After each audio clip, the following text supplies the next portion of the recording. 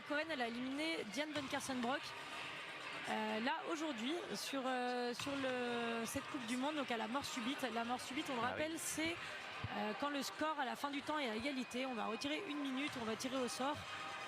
Si à la fin de la minute tirée au sort, si à la fin de la minute tirée il n'y a pas de touche, c'est la personne qui a la priorité, donc qui a été tirée au sort, qui gagne. Mais alors souvent du coup ça oriente un peu cette minute de savoir qui va attaquer ou quoi. Eh bien oui, forcément, parce que si vous avez l'avantage et qu'en plus vous n'êtes pas forcément un attaquant, c'est quand même... Enfin, si vous avez la priorité et que voilà, vous êtes plutôt confort en contre-attaque, c'est plutôt bien. Allez, deuxième demi-finale, on saura après ce match qui rejoindra donc Santuccio pour le dernier match de cette journée. Poignée droite, vous le voyez avec ce grand gabarit, Lim Taï. Poignée droite qui permet de gagner quelques centimètres en allonge, qui permet peut-être de gagner un peu en précision, mais attention, on perd un peu normalement de puissance sur les batailles au fer. Ouais, tout à fait. Le principe du jeu de droite, c'est vraiment d'aller trouver des angles. Donc on a un bras de levier un peu plus important. Donc c'est plus difficile de développer un jeu de force là-dessus. Et c'est pas l'idée. L'idée, c'est d'aller trouver des angles. Là, et on voit, c'est carrément ce qu'elle fait, la Coréenne. Elle essaie d'aller toucher au-dessus de la main. Je ne sais pas si on se rend trop compte. Mais voilà, elle bouge sa pointe un peu pour aller essayer de perturber l'Américaine, qui, elle, au contraire, est très en ligne. Hein. Elle est complètement en ligne. Ouh, la remise. Une attaque qui ne touche pas. Ouais. Enfin, c'est une contre-attaque peut-être plutôt. Voilà, en tout cas, l'attaque ne touche pas. Ouais, j'ai l'impression que souci technique de la Coréenne qui ne tient pas sa main. Ouais, c'est possible. Et donc l'Américaine qui s'en sort plutôt bien sur cette action. Ouais, et elle s'en sort plutôt bien justement parce que vous l'avez dit, en plus elle en garde une garde très classique, très, très droite. Et je pense que là du coup ça lui a permis de saisir l'opportunité d'aller obtenir cette première touche. Ouais, elle est rarement surprise en fait, l'Américaine. C'est ça. Ouais, exactement, là c'est là. Mais voilà, Lim, on sait que c'est à la fois sa force et son défaut, donc Lim, la Coréenne, de créer, de beaucoup proposer d'actions sur la piste. Mais c'est vrai que les matchs qu'elle perd, c'est peut-être qu'elle ouvre un peu trop le jeu sur des athlètes qui finalement décident de le fermer et la prennent à son propre jeu. Quoi. Tentative de touche au pied, elle s'en sort bien, la Coréenne. La Coréenne s'en sort bien. Et tout de suite, elle a repris de la distance. Hein, avec ses passes arrière.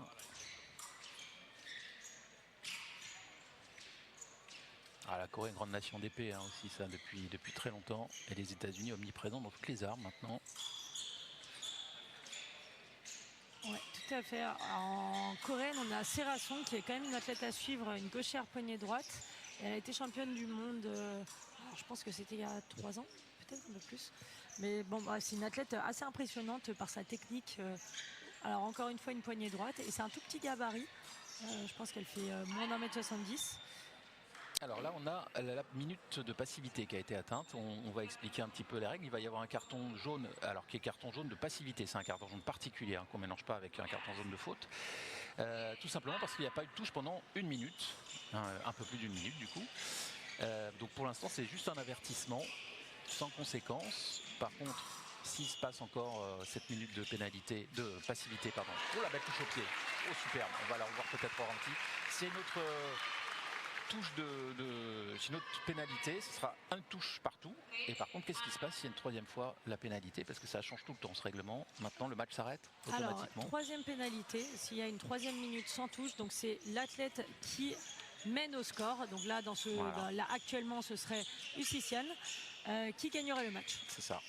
Si le match est à égalité, c'est l'athlète la mieux classée au classement mondial. Voilà, en tout cas maintenant c'est carton jaune, carton rouge et après fin du match. Exactement. Il y a eu plusieurs formules, mais en tout cas ça permet vraiment de dynamiser les matchs d'épée qui forcément, puisqu'on prend des risques quand on attaque à l'épée, bien il fallait trouver un petit truc pour essayer de dynamiser un petit peu les moments qui logiquement étaient plutôt dans l'observation et l'attente. 2-1 en faveur du Sicilian américaine. Lim qui comme... Vous le disiez Camille, voilà, a eu peut-être un peu tort de vouloir emballer le jeu.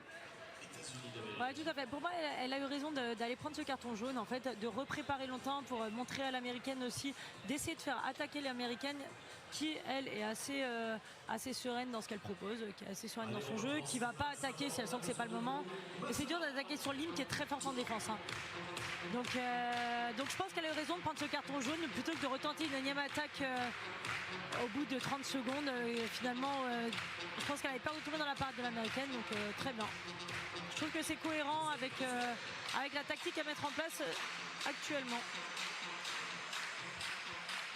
Allez, on va repartir dans moins de 5 secondes pour un deuxième tiers-temps. Adley qui semble bien studieuse à l'écoute de son coach. Et Lim Taï qui n'a pas néanmoins dit son dernier mot, hein, c'est plutôt ça l'expression. Ah, je suis impressionné par son allonge quand même. Là on voit l'intensité des preps. C'est impressionnant, l'intensité des preps de la coréenne et la capacité à faire des changements de direction, donc des toutes petites preps pour aller faire des contre-attaques. Finalement c'est assez technique et ça révèle des heures et des heures d'entraînement de fondamentaux comme on appelle, c'est-à-dire du travail de jambes. On répète des gammes techniques de répétition de travail de jambes d'escrime. Oui, l'américaine qui se rhabille un petit peu. On a vu tout de suite la volonté de redonner du rythme de la part de la sud-coréenne et de reprendre l'ascendant, surtout de reprendre les commandes sur ce jeu un peu plus fermé de l'américaine. Ouais, essayer de perturber cette américaine qui est finalement difficile à déranger et qui propose peu d'attaques, mais en fait ces attaques elles sont souvent assez franches. Ah, il ne faut pas sortir les deux pieds de cette petite zone grisée. Ouh, alors je me demande si Lim n'était pas sorti quand même. Je sais pas, mais en même temps c'est vraiment une des forces des Coréennes d'être, alors le pied, donc si on sort derrière la ligne il y a point pour l'adversaire.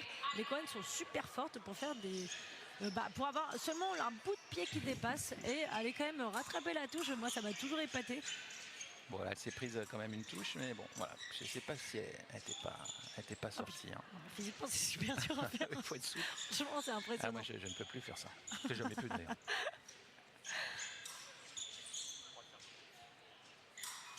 Allez, la flèche et le petit dégagé de la part de l'américaine sur un battement. On l'a entendu, la prise de fer. Et c'est bien fait de l'américaine qui n'a pas proposé beaucoup d'attaques. Là, elle l'attaque finalement sans pousser l'adversaire complètement, mais en fait c'est une attaque qui est engagée, qui est assez franche, donc qui touche. T'es droit dégagé, c'est ça? Ouais. Oh là là, elle part en front là, il manque pas grand chose, mais tout de suite la contre-attaque américaine, elle est peut-être partie d'un peu loin quand même, Lim. Ouais, tout à fait. Elle est partie un peu loin et je pense qu'elle a pris peut-être un peu la pression en allant dans son terrain. Donc elle refuse de reculer et peut-être qu'elle s'est dit qu'en attaquant l'américaine, ça lui ferait peur. Mais elle est tombée dans cette américaine qui est assez stoïque et toujours prête à défendre. Siciane vraiment qui fait jusqu'à présent un beau parcours. Elle qui a un beau palmarès, je crois, chez les juniors. Un peu comme vous, d'ailleurs. Vous avez plusieurs médailles européennes et mondiales à votre actif. Et qu'est-ce que je vois? Donc, côté palmarès junior, pour notre américaine.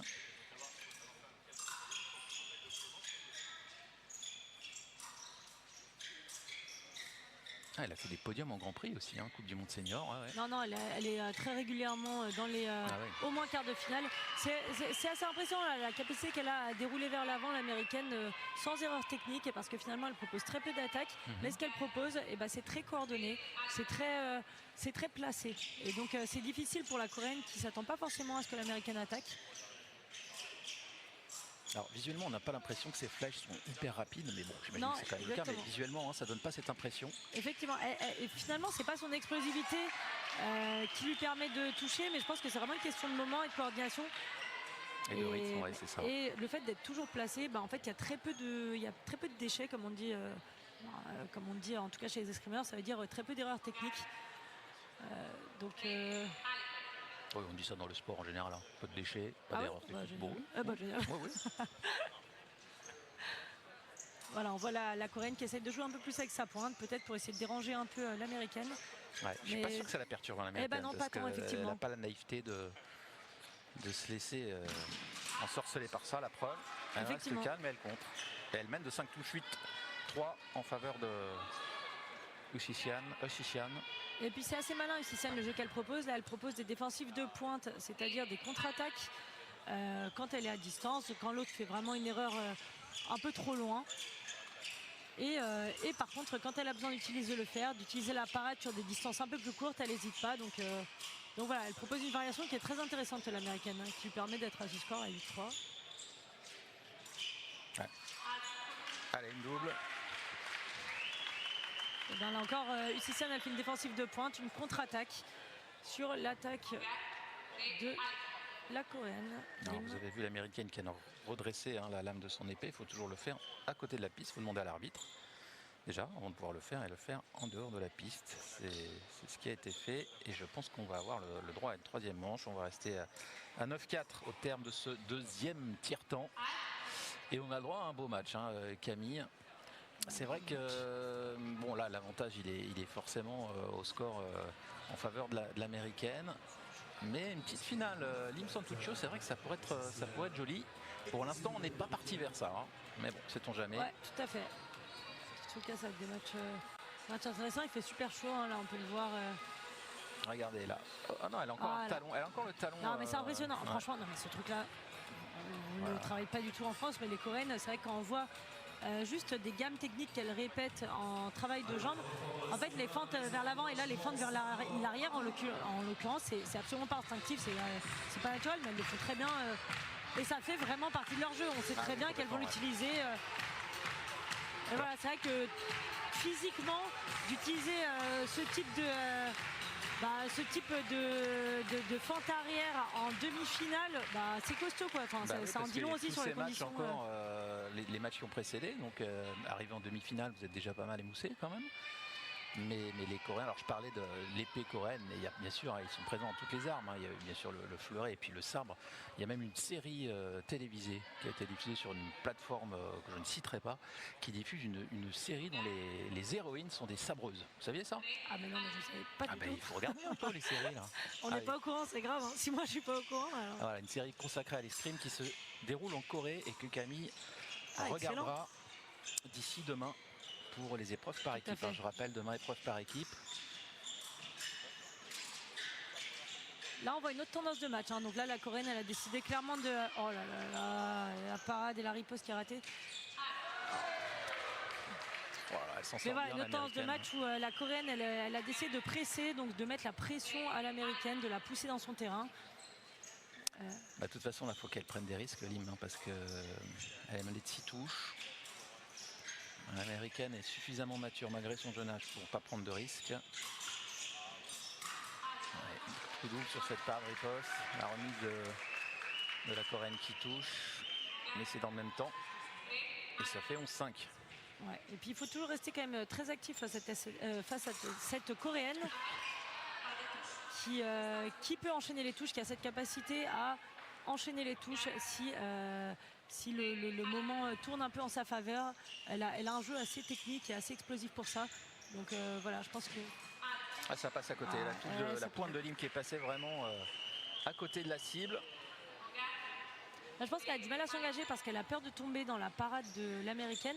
Parce qu'on voit que même quand elle est sur la cible, finalement, elle n'ose pas laisser la pointe devant. Donc ça, c'est typique de la peur de tomber dans la parade de l'avant. Ouais, donc de préparer déjà... Et oui, elle va être bonne, hein, cette touche.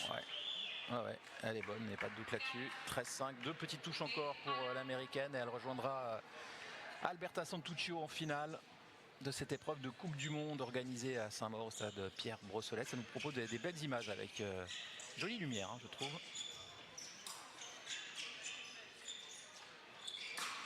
Elle tente au pied. Et encore une fois, là, elle a pas tort dans son action, mais elle y croit pas vraiment, elle tient pas sa pointe. Ouais, c'est vrai qu'elle est toujours un peu sur la retenue, donc forcément c'est pas très bon.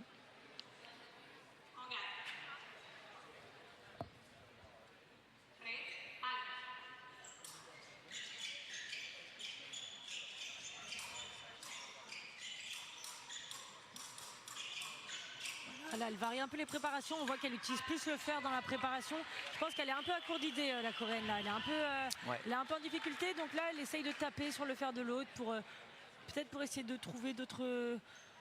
en tout cas, essayer de déranger l'américaine qui est super... de provoquer, de voir les réactions de son adversaire. Mais voilà, elle est impassible, Adley et Siciane.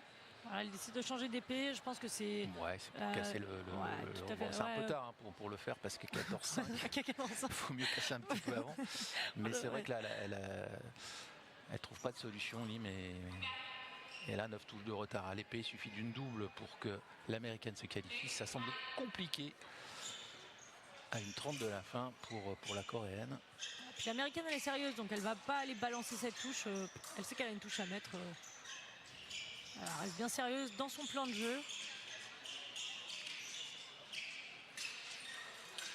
Voilà. Et on finit par une double justement. Le point levé d'Adley et Siciane.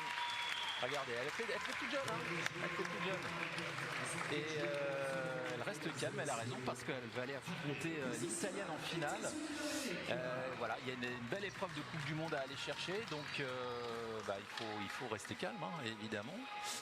On retrouvera tout à l'heure cette américaine. C'est peut-être qu'un moment de parler, en discuter en off. Vous faites des podcasts avec des sportifs.